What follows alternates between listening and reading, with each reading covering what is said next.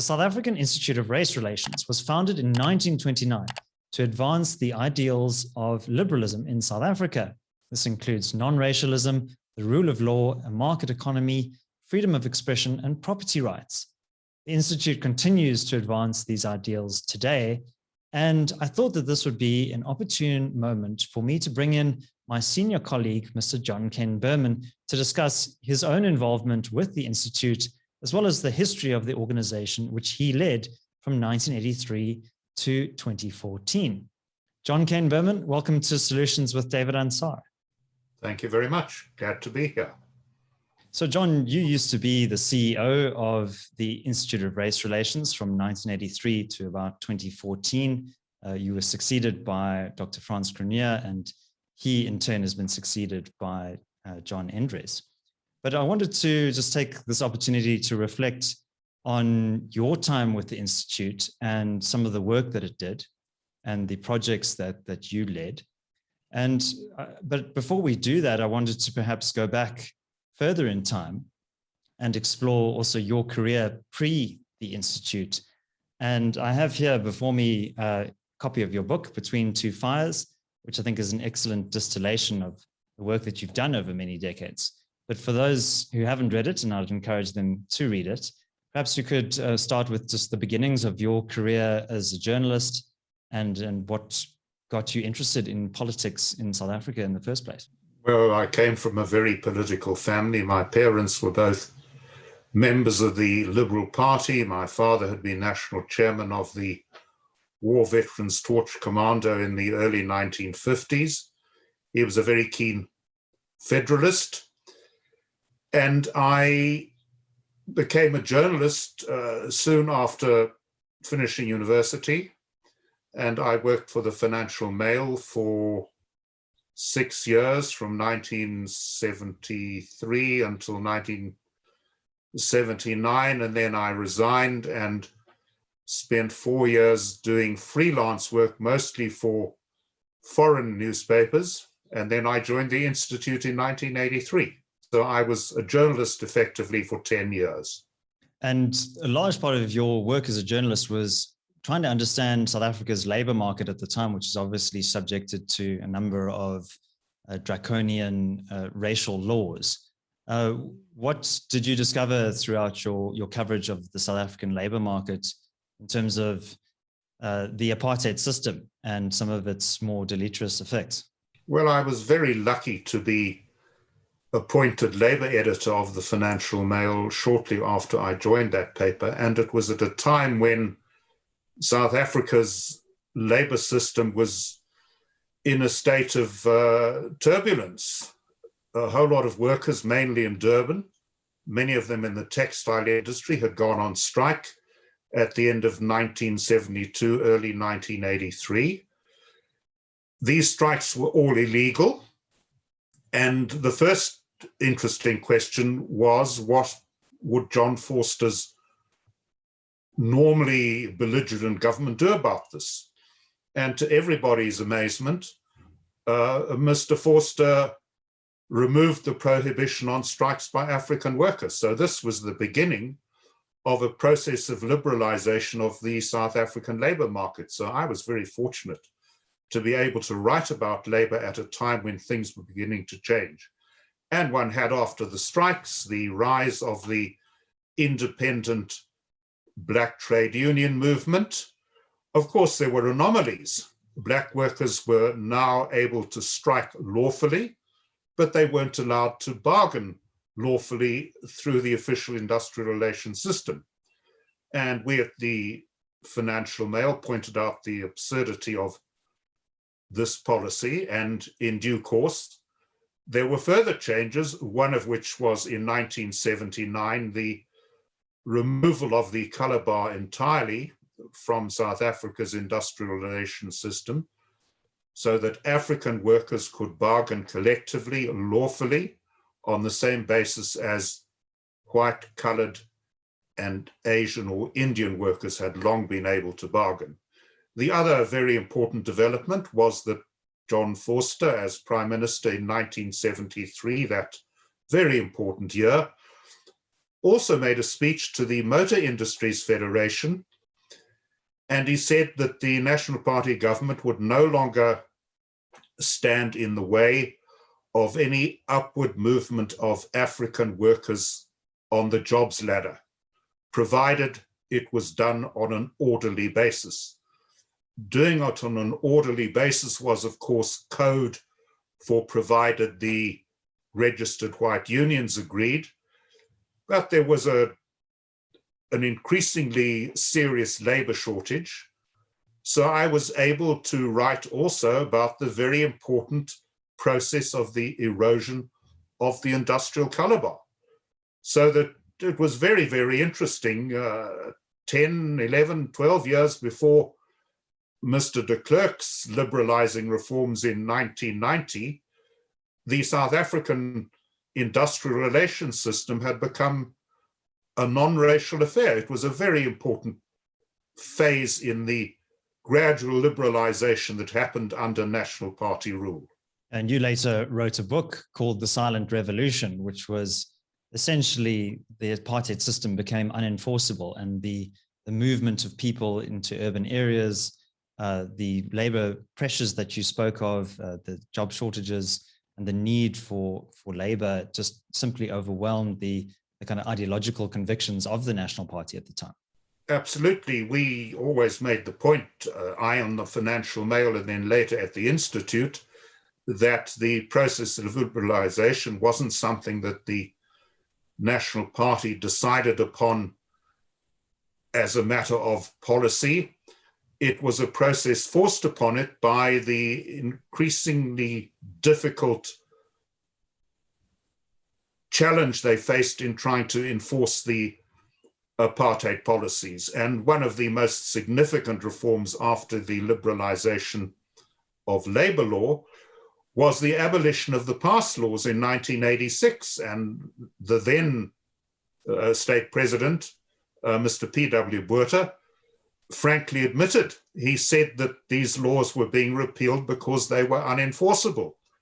So what one saw here was the National Party being forced by circumstance, by organized black opposition in the labor movement, but also by the actions of ordinary people voting with their feet against the pass laws by moving from country to town in search of better healthcare, in search of jobs and so on. And the government pragmatically recognized the need to change the law to cater for the new reality that had been created on the ground by the actions of ordinary people in their millions, because an average of 721 Africans were arrested over a period of 65 years under the pass laws, according to police figures. There was massive defiance of these laws, not for political reasons, but because people simply wanted to better their lives. And the National Party, to its credit, recognized the need to change the law to cater for this new blossoming reality. Right, John, so let's fast forward now from the 1970s to the early 1980s. So as you mentioned, the apartheid system was starting to creak and reform was being almost foisted upon the regime. So what were the political circumstances under which you took over the helm at the Institute, but also if you could tell us, how that came about, how were you offered the job as well? Well, I was bullied by a number of friends. I got a bit bored with being a journalist writing mainly for foreign newspapers. And I was persuaded to take the job of director, as the CEO was called then, at the Institute. And I hadn't realized, although I'd been a member and a member of its board for some years, I had never fully realized the extent to which the organization had lost its way. And I certainly never realized the desperate financial situation that the Institute was in, because my very first meeting as CEO The then chairman, Ernie Wenzel, informed us that we were probably breaking the law by carrying on the affairs of a bankrupt organization. And I had to do something about this. So I did the logical thing. I went to see our long-standing supporters at the Anglo-American Chairman's Fund.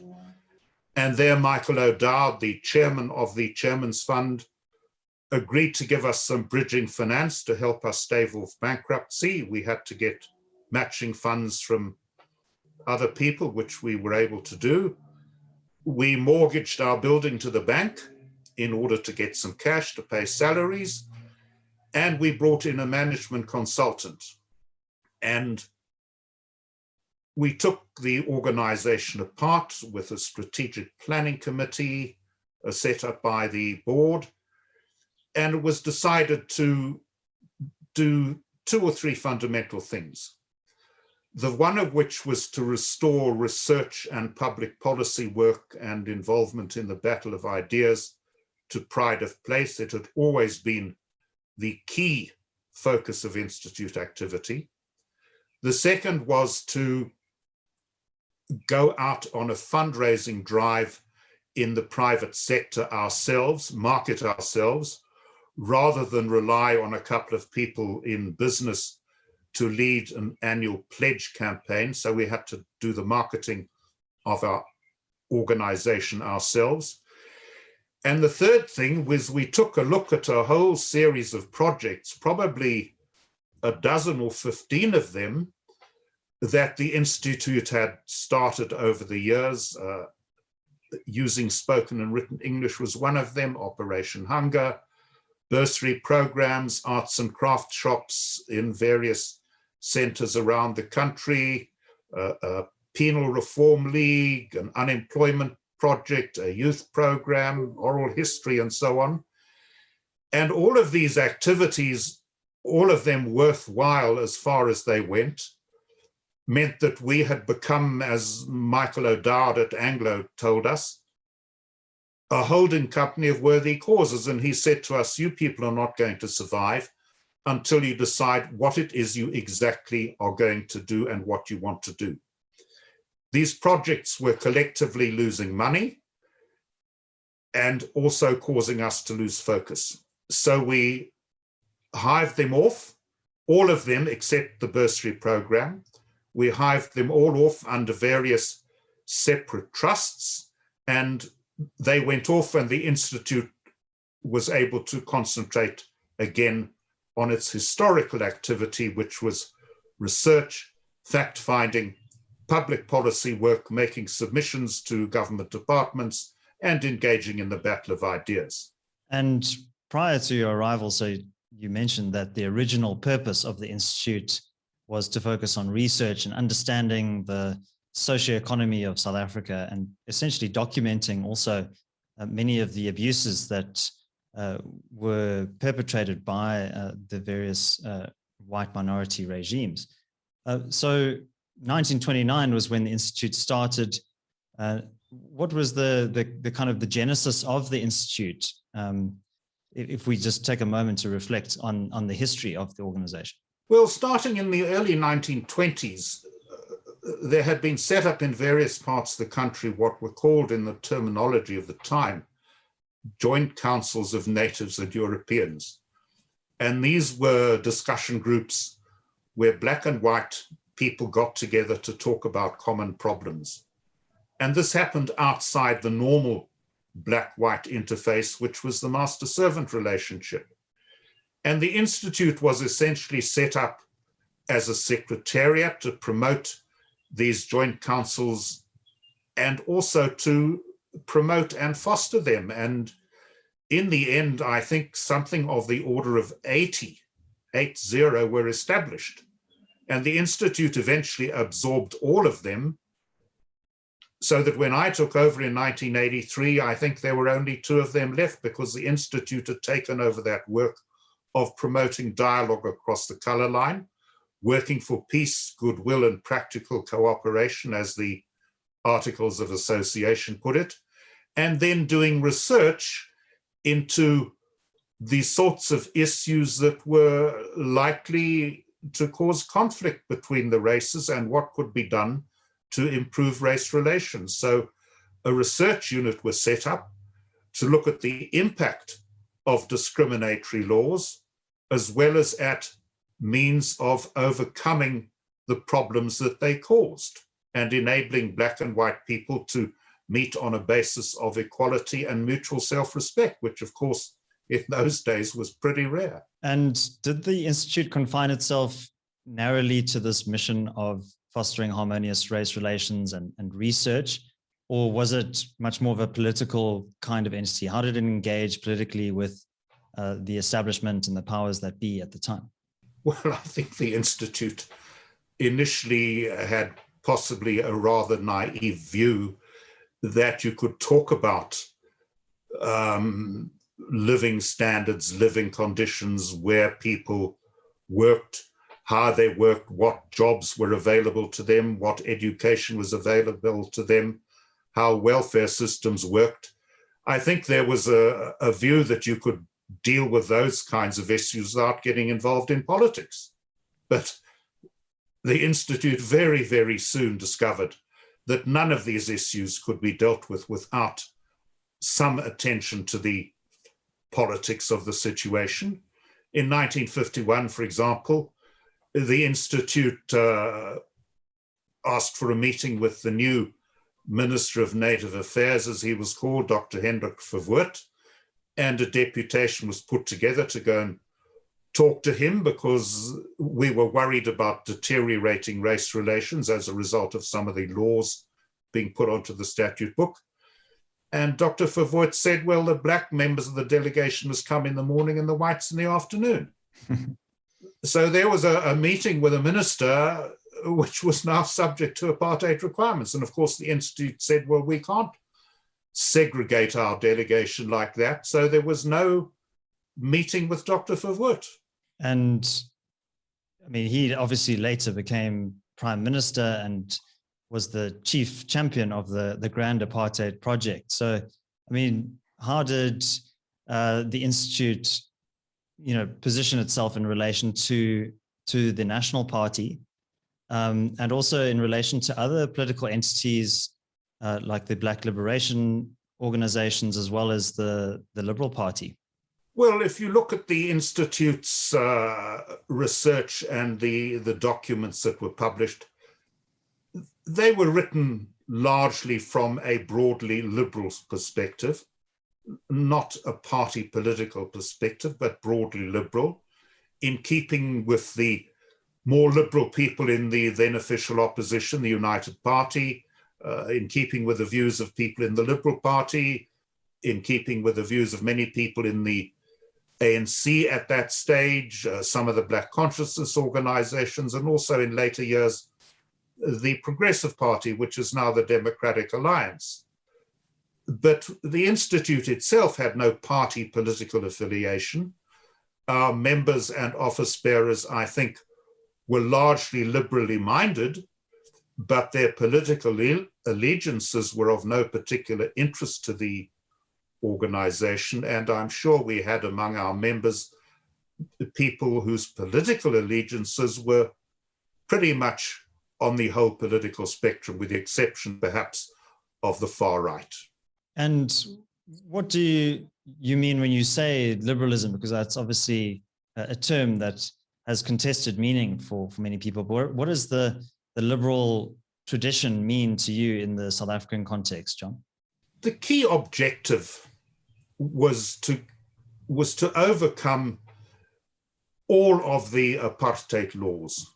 And these were chronicled in great detail in the annual surveys, which the Institute published from 1947 onwards, strictly factual, objective accounts of what these laws entailed, what their impact was on the people that were subjected to them, and the submission of memoranda, research documents to various government departments, emphasizing some of the deleterious consequences of these laws and seeking reform of those laws. So the key thing was getting rid of apartheid legislation. But that also meant looking at the role of the state. And of course, apartheid meant not only discriminatory laws, but massive interference by the state in every single walk of life. So you had racially discriminatory legislation, and you had a government which told people where they could live, what jobs they could perform, whether or not they could belong to this or that organization. Everything was subject not only to racial discrimination, but to an increasingly officious, interfering, bureaucratic Leviathan state. So getting rid of apartheid meant not only getting rid of the racial laws, but cutting back on the role of the state and reducing it to its essentials. And that has become the key objective of the Institute in more recent years as well. And part of that involves also endorsing the idea of free individuals participating in an open market as well. So having economic agency, not just personal liberty. I think the Institute always took the view that economic and political freedom were two sides of the same coin, that if a person was free to vote for whichever party he or she chose, free to express whatever opinion they wanted to express, why should they not be free to decide on what sort of jobs they could take, what sort of wages they were prepared to accept, and so on. And we looked at international research, comparative research from around the world, which showed us that generally speaking, countries that were economically free were also countries which had higher rates of growth, lower instances of poverty, and lower unemployment, so that people were more prosperous when they were both politically free, living in democratic societies, and economically free at the same time. Okay, John, so now you've taken over the reins at the Institute in 1983, which was the year that I was born, so I don't remember it very well. But at the time, the tricameral parliament had been introduced by the Botha government in an attempt to reform the political system. But there was also a kind of growing insurgency against the state, and the kind of local insurrection was beginning to gain momentum. Could you paint a picture of the political context at the time in the 1980s when you took over the Institute? Well, the tricameral parliament was introduced.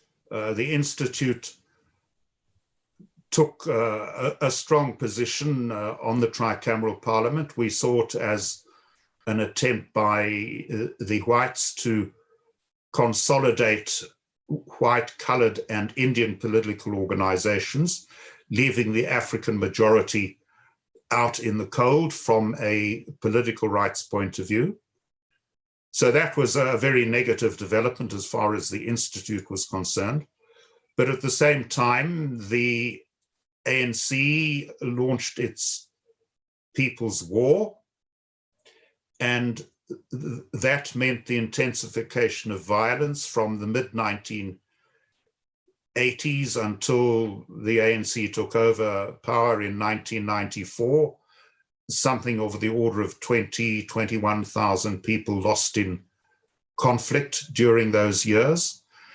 And the People's War had two essential components, the one of which was to make the country ungovernable until such time as the ANC could take over power and supposedly restore law and order. That was the first objective.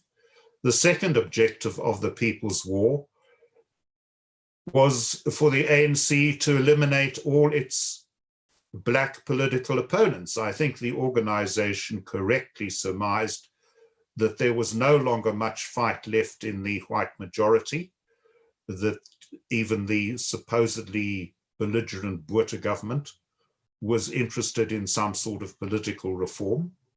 But the ANC wanted to make sure that in the power struggle which it launched, it would emerge triumphant. And that meant declaring war on the Inkatha Freedom Party, but also on the various Black consciousness organizations led by AZAPO, but not confined to AZAPO. So this period of People's War was essentially an objective on the part of the ANC to eliminate its political opponents among Blacks. And to a very large extent, it was successful in that respect, because the Inkatha Freedom Party and the Black consciousness organizations were very, very seriously weakened as a result of the People's War, one of whose important consequences was a huge propaganda victory for the ANC in successfully convincing large numbers of people, both inside South Africa among whites and the outside world, that all the violence was to be blamed on a third force supposedly orchestrated by the National Party government. Well, we did a great deal of research into the causes and origins of the violence, and the third force theory was almost entirely nonsense. There were, of course, members of security forces that were involved in violent action. That has been exposed in various newspapers. But even today, the great majority of white people are ignorant of the murderous People's War that was directed at the ANC's Black opponents. Black people in the townships, of course, were well aware of what was going on, but they were terrified of talking about it. So one of the things the Institute did was to organize a conference called Mau Mauing the Media, where a number of prominent Black journalists came and talked about the intimidation that they were subjected to if they wrote about the violence perpetrated by the People's War. Necklace executions, assassinations of policemen, of local councillors, assassinations of the ANC's political opponents, and so on. And at the time, there was a lot of pressure on liberals who had historically advocated for peaceful transition, the rule of law, and respect for dialogue over violence. A lot of those liberals then started to come under immense pressure to fall in line with the ANC agenda, seen as the only alternative and somewhat of a government in waiting. And Jill Wenzel wrote the book, The Liberal Slideaway, about many of those liberals who abandoned those principles in favor of a kind of a politically expedient support of the ANC. Could you explain how that impacted on the Institute itself? Because as you've explained, the IRR became very critical of the ANC. What was the fallout of that within the kind of broader liberal community in South Africa? When the United Democratic Front was formed in 1983, 1984, it was pretty clear to us at the Institute that this was, in practice, an internal, a domestic front for the ANC. There was huge pressure on all liberal organizations to join the UDF. We at the Institute resisted that. We didn't want to be aligned with a front organization for any political party. But there was huge pressure on us to align ourselves with the UDF, and we resisted that, and that made us very unpopular with many organizations that were affiliated to the UDF. That was one issue. The second issue was that many white liberals, many of them very comfortable in suburbs in Sandton, Hurlingham, sometimes with their children at private schools or even at universities in the US, thought that white liberals had no business criticizing the strategies that Black political organizations used in order to liberate themselves. And we said, no, there's a huge amount of violence going on in the townships. And just because it's being perpetrated by a Black organization does not mean that liberals should keep quiet about it. We were always severely critical of the National Party government, detention without trial, the Sharpeville shootings, the violence that had been used by the state in suppressing the Soweto upheavals in 1976. Why must we now keep quiet when violence is being perpetrated by the ANC and its allies? And that willingness to criticize necklace executions, to criticize the assassinations of Black policemen, to criticize the assassinations of Black town councillors, of Black political opponents of the ANC, our willingness to criticize that and to produce all the statistics about the violence earned us a huge amount of animosity in newspapers that didn't want to print stories about violence perpetrated by the ANC, and in many cases they still don't. So we made a lot of enemies.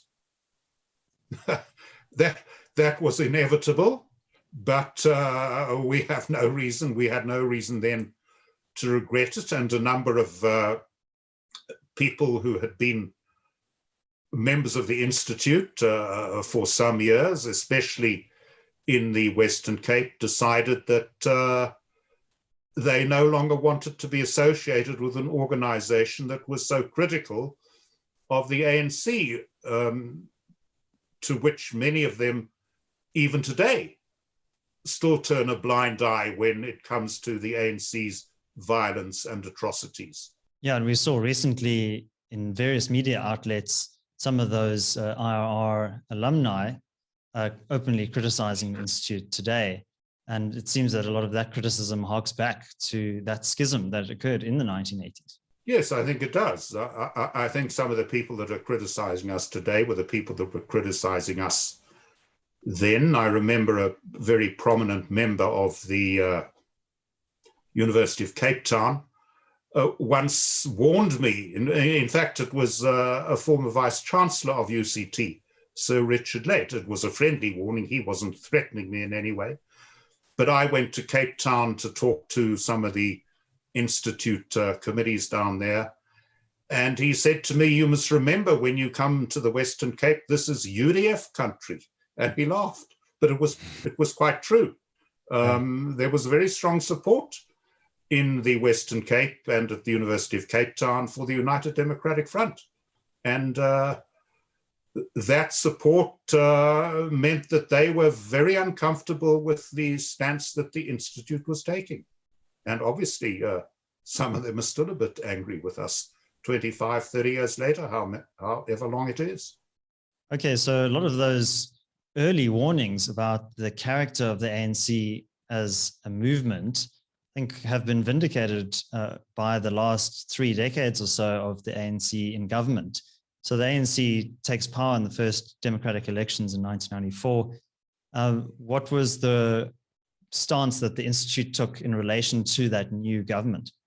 In 1990, shortly after Mr. Mandela had been released, he made a speech, I think, from the balcony of the City Hall in Cape Town, which was televised live around the world. And I remember Pierre and I watched that on television when he promised or urged an intensification of violence. And our hearts sank, as did those of many people, because here was Mr. Mandela on the day or the day after his liberation, now talking about an intensification of violence. And that is exactly what happened. We, in 1994, as the build-up to the handover of power was taking place, warned that revolutions don't always result in liberal democratic outcomes. And we pointed to the USSR, where after 1917, oppression was much worse than it had ever been under the Tsars. The same was true after the French Revolution in 1789. And we said, well, South Africa needs to be on guard that this revolution that we are experiencing does not go awry. And of course, there were all the warning signs, the dishonesty of the ANC's campaign in blaming all the violence on the state when it knew perfectly well that the main cause of the violence was its own people's war and revolutionary strategies. The beginnings of dishonesty with the arms deal while Mr. Mandela was still president. All of these things that have come to pass subsequently, the seeds were all there.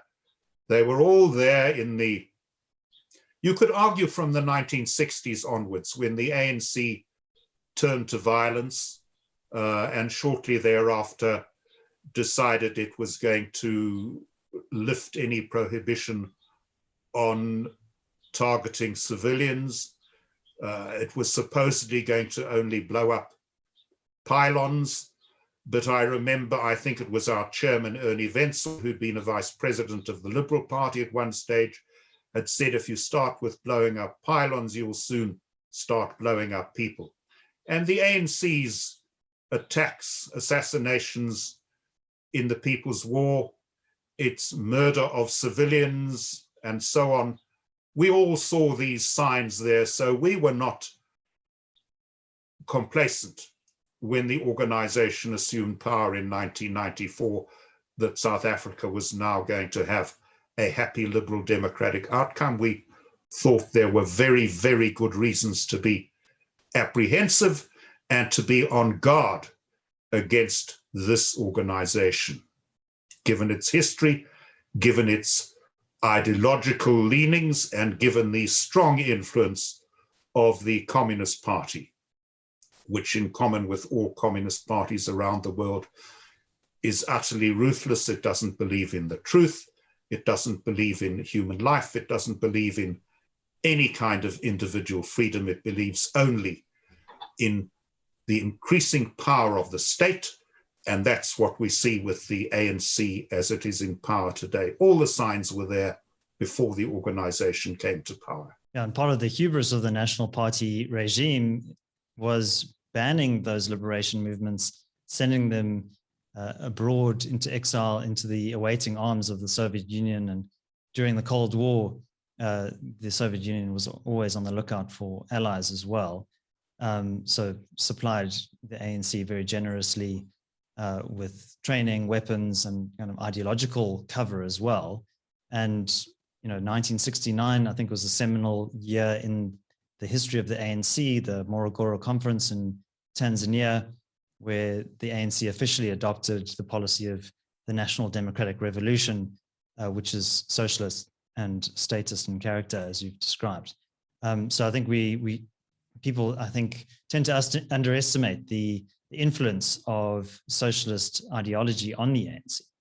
Oh, I have no doubt that they do. I remember being a guest speaker at a conference at the Johannesburg Country Club, organized by the F. de Klerk Foundation several years ago.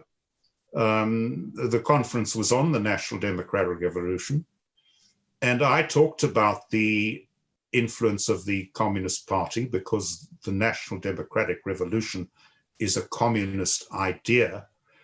And a very prominent businessman in the audience got up and accused me of seeing Reds under the bed.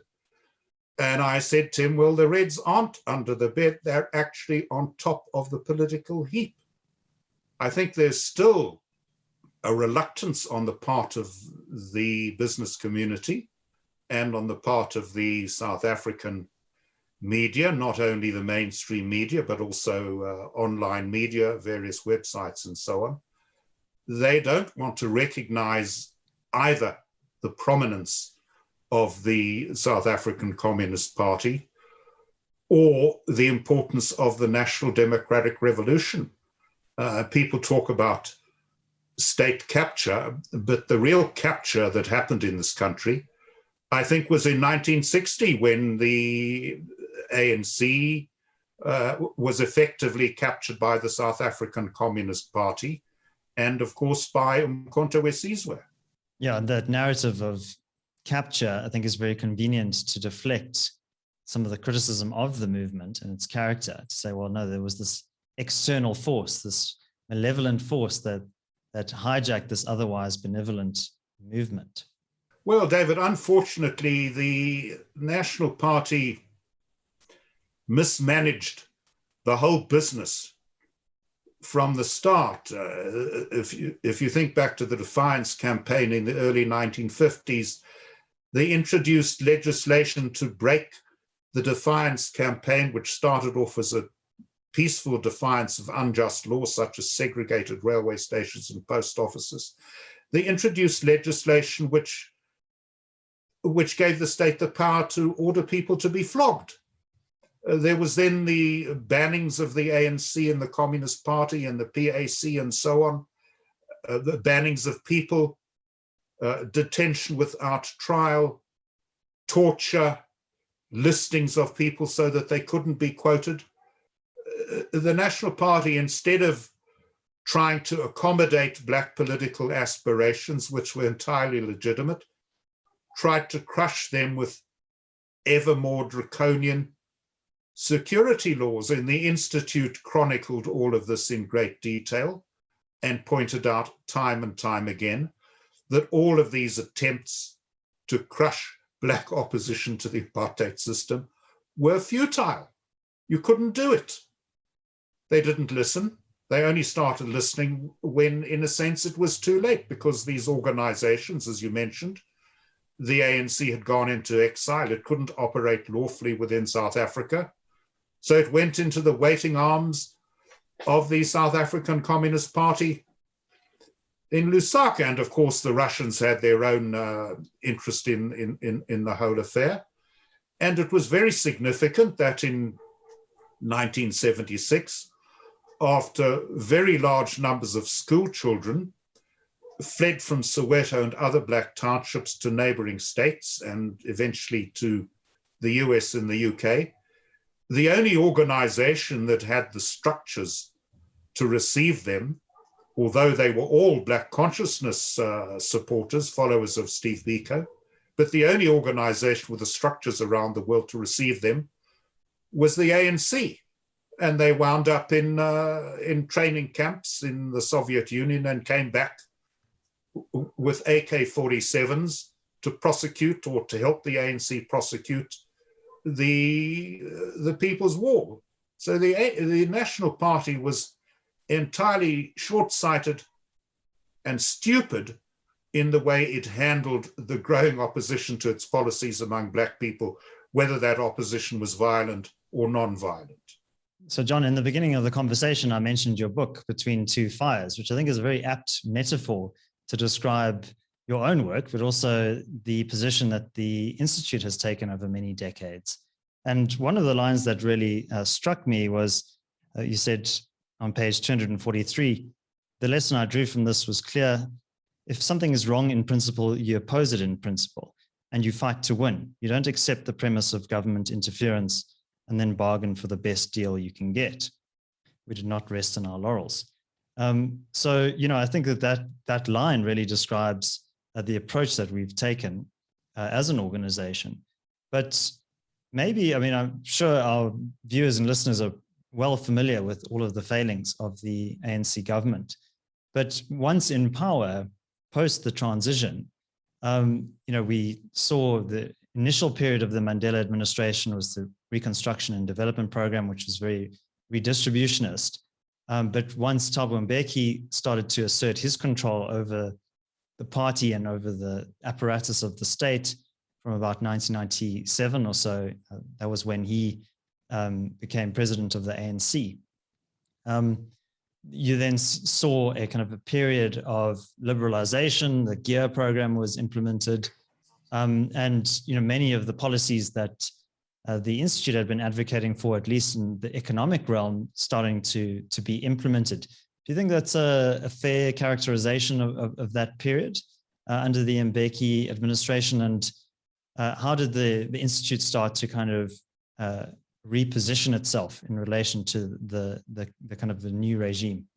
I think right from the start, the Institute was opposed to key aspects of ANC policy, especially the racial legislation, which predated Thabo Mbeki. I think it was introduced while Mr. Mandela was still president, the Black Economic Empowerment legislation. I mean, that was the outcome of a commission led by Cyril Ramaphosa.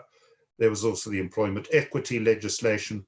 So pretty early on, the ANC started putting racial legislation onto the statute book. And the Institute opposed this from the word go. And of course, from the word go, we opposed the arms deal, seeing in that the beginnings of the corruption that has plagued the country ever since. So we found ourselves in opposition to the ANC's key racial policies. And we also, of course, saw that these racial policies were more and more an example of an increasingly interfering state. In 1995 or 1996, when the final South African Constitution was due to be certified by the Constitutional Court in terms of the constitutional principles that had earlier been adopted, the Institute argued against their certification because we argued that the Bill of Rights, Chapter 2 of the South African Constitution, should be a shield for citizens against an intrusive state, but that the horizontal application of the Bill of Rights and the entrenchment in the Bill of Rights of socioeconomic rights were not so much means of shielding the individual from the state, but a sword in the hands of the state. The whole problem of an increasingly interfering, officious, bureaucratic, and inevitably corrupt state dates back to the incorporation of a very strong and powerful state in the Constitution itself. And we oppose that right from the start. And although some people have said we moved away from the traditional position of the Institute by doing that, I don't believe for a second that we did so. And in fact, sitting right next to me in the Constitutional Court while the hearing was taking place was Helen Suzman, who agreed very strongly with us that the 1996 Constitution was fundamentally flawed in giving too much power to the state. And that would apply whether whoever was running that state, the ANC or anyone else. Yeah, so Isaiah Berlin spoke about the difference between negative liberty and positive liberty, negative liberty being freedom from unjust infringements on your rights by the state or another party. But positive liberty is freedom too, but that, as you explained, empowers the state. And so in a way, the constitutional framework that was the outcome of the negotiated transition was kind of this mixed bag, this muddle of these two different conceptions of freedom. Isaiah Berlin, I don't think would have been too happy with the 1996 Constitution, and I think he would have probably said, well, I told you so, looking at what has subsequently happened with the ANC government taking on more and more and more and more powers to interfere in the private domain, whether it's private individual rights or business or anywhere else. And of course, indeed, we know from the National Democratic Revolution that the ultimate objective is a communist state. I don't think the ANC has lost sight of that as its ultimate objective. It is simply biding its time and waiting for the opportunity to take the next step forward. All of which means, of course, that it's necessary to be as vigilant against this crowd of people in power as the Institute was vigilant against the previous people in power. Okay, so what about race-based legislation that you mentioned? the Institute took an actively oppositional stance in relation to the BEE framework, which in many respects it was quite an unpopular position to take, but consistent with those principles of individual liberty and non-racialism, which the Institute has stood for since its inception. So what was the kind of the flack that the Institute took for taking that stance? Well, we got a lot of flack from all sorts of people, including some people in business that thought it was quite wrong of us to oppose this legislation. But, you know, we opposed it not simply on grounds of principle that racial discrimination didn't suddenly become acceptable because blacks were doing it against whites when it was previously unacceptable because whites were doing it against blacks. I mean, that was the principal issue. But we knew from our researchers, you referred to the silent revolution, we knew from our researchers that what actually played a key role in breaking down the entire apartheid system was the rapid rates of economic growth. This country grew at an average annual rate of 6% in the 1960s. So that by 1970, the surplus of labor among the white population had dried up. That meant that the country had to increasingly allow black people to move up the job ladder. So that was the beginning of the process of the erosion of the industrial color bar. It was the high rates of growth that broke down the industrial color bar.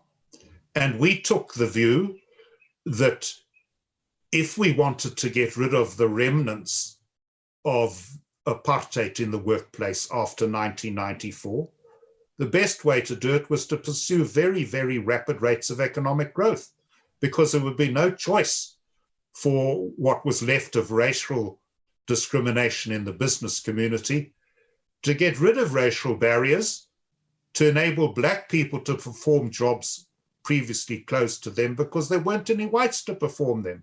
And of course, if you were going to allow black people into those jobs, you needed to spend a lot more money, time, and effort and intellectual firepower on industrial training as well as on education. So we saw not only a principled objection to discriminatory laws continuing with a boot on the other foot, so to speak, but a pragmatic, practical issue: get rid of apartheid by repeating much faster rates of economic growth. And that would be the end of it, finally. One of the things that characterized the apartheid period was also the systematic deprivation of property rights. Forced removals affected many black people. And the remedies that have been put forward by the government and by other parties is that we need expropriation without compensation. We need to dilute the property rights protections that exist in the Constitution, specifically Section 25. And the Institute has again opposed this on principled and pragmatic grounds. The principle being that you shouldn't violate the sanctity of people's rights to ownership. The pragmatic being that this would undermine investor confidence and would have a damaging effect on economic growth. Could you explain the history of the Institute and its defense of property rights? Well, the Institute strongly opposed the attempts, successful in most cases by the National Party, to get rid of the remnants of African freehold rights. There were a few places in the country where black people in urban areas, for historical reasons, still had freehold property rights. The National Party tried to remove those. We opposed that on the grounds that it was discriminatory, but also on the grounds that if you wanted people to build up stable family life in urban areas where they worked and lived, they had to have the right to own property. We also opposed forced removals because they were inhuman. They involved massive coercion in uprooting people from their homes in rural areas or in cities and dumping them in much, much poorer parts of the country, in the 10 so-called homelands. But it also meant removing people from property where they had lived for generations, so-called black spots, as they were called, which were officially known as poorly situated, scheduled and released areas. In other words, land which black people owned or occupied outside their homelands. So we opposed forced removals, we opposed removal of property rights because it was coercive and because it was discriminatory, and because if you want a stable society, people need to be able to own property. But of course, we were also very well aware that whatever the rhetoric might be, that the removal of property rights, whether with or without compensation, is yet another step on the road to the communist state that the ANC and its allies in the Communist Party, and no doubt many in COSATU also, have in mind. They want a state where everything is in the ownership of the state. Water rights, mining rights, and property rights, so that everybody then in some way or another becomes dependent on the state. That's how communist parties maintain themselves in power. And I have no doubt that the expropriation without compensation campaign at the moment has as its ultimate objective the extinction of all private property rights and their vestment in the state. You will then own property, you will get a farming license, you will get an occupation license, all depending on whether the state approves of you or not. And John, do you think that liberals perhaps were premature in their celebrations of the inclusion of the Bill of Rights in the Constitution, that, you know, maybe they thought, okay, well, the big battle has been won here, and have maybe taken their eye off of some of the dangers that have been represented by the ANC? Well, I must confess to being in two minds about that, because it's undoubtedly a huge step forward that South Africa has a justiciable Bill of Rights, that rights of free speech and rights of due process and so on are guaranteed by the Constitution. That was not the case prior to 1994. That's a huge step forward, that fundamental rights are now protected in South Africa. And we must all be very, very grateful that the liberals, both within the ANC, there were some at the time, and liberals in other organizations played such an important part in the constitutional negotiations after 1990 in getting into the South African Constitution many very important liberal ideas, the separation of powers, the independence of the judiciary being among them. The battle was not left to the Marxists. But at the same time, we do have the problem that the Bill of Rights also empowers the state. So I have an ambivalent view of the Constitution, but I would much rather have entrenched rights along with the disadvantage of entrenched socioeconomic rights than no Bill of Rights at all. Had there been a Bill of Rights, the National Party would not have been able to do all the damage it did during its years of rule. No, absolutely. So John, just as we bring this conversation to a close, I wanted to reflect on the last page of your biography. And you say that more than 50 years ago, when I joined the Battle of Ideas as a schoolboy, the ruling party and prevailing ideology seemed monolithic and impregnable, but they were not. The NP was compelled to abandon its own ideology. The ANC will have to do likewise. It will eventually have to liberalize economically, just as the NP had to liberalize. Even the communists in the ANC and the government will find themselves having to search for pragmatic solutions. The question is whether they can be prevented from doing more damage before they begin the retreat from revolutionary ideology into liberal pragmatism. South Africans who want to hasten that day can do so by joining the battle of ideas. Democracy provides the opportunity and free speech the weapon. And I think that that's a real rallying cry for ordinary South Africans who might feel a bit despondent about where South Africa finds itself at the moment. And I wanted to maybe take this opportunity to give you the last word, to maybe provide some encouragement for those who are still wanting to see a more liberal democratic future for South Africa, one which is prosperous and where individuals are allowed to flourish and to lead lives of their choosing.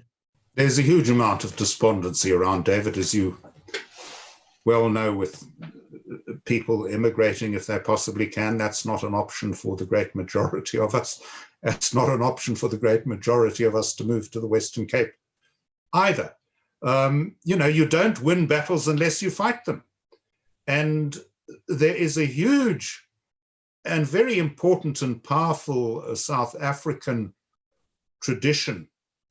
Liberalism is South Africa's oldest political ideology. It triumphed over huge odds in the past in simply staying there, staying put, getting important liberal ideas entrenched in the Constitution. Organizations such as the Institute are valiantly engaged in the battle of ideas. I don't know whether we are going to win, but the point is you have to keep on fighting. And we are fighting, and we, over the last 25 years, there have been some successes. The judiciary would have much, much less independence than is the case at the moment had the ANC had its way with legislation which the Institute was able to block. The expropriation without compensation legislation would by now be on the statute book without the efforts of the Institute and others, but predominantly ourselves, to block that legislation. They'll still come with it when they feel that they have a better opportunity of getting it enacted. But so far we have stalled it. We've stalled the national health insurance system. And of course, in addition to the Institute and a couple of other traditional English language organizations mainly, there are a whole new range of Afrikaans organizations, Sakeliga, AfriForum, Solidarity, which have joined the broadly liberal campaign in prosecuting the battle of ideas. So liberalism, as far as organizational liberals are concerned, is stronger now than it was in 1994. And this is a very, very good development. And we have to fight even harder if we want to win. John Kane-Berman, thank you very much for joining me on Solutions with David Ansara. If you're watching on YouTube, please do give this video a like and subscribe to the channel. And if you're listening on your preferred podcast platform, please do leave a 5-star review and subscribe on that platform as well. It really helps the show to grow. My name is David Ansara. Until next time, take care.